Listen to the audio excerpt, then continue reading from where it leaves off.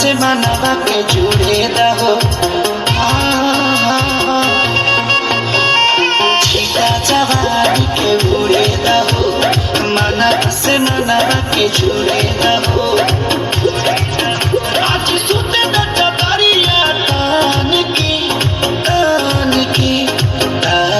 की टूट जाए राजा जी, टूट जाए राजा जी पलंग सागवान के, टूट जाए राजा जी पलंग सागवान के।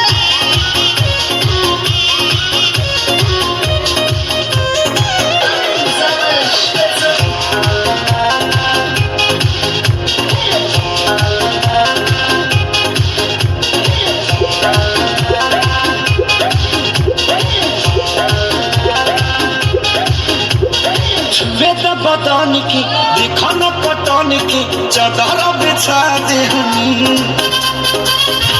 पलंग जी मन पिघलाते हनी, पलंग पर झुलुआ झुलाते हनी।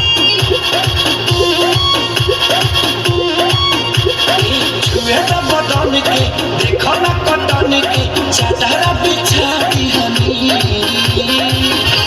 पलंग जी मन पिघलाते हनी, पलंग पर झुलुआ झुलाते हनी। परियार बट बिटिया बखान के टूट जाए राजा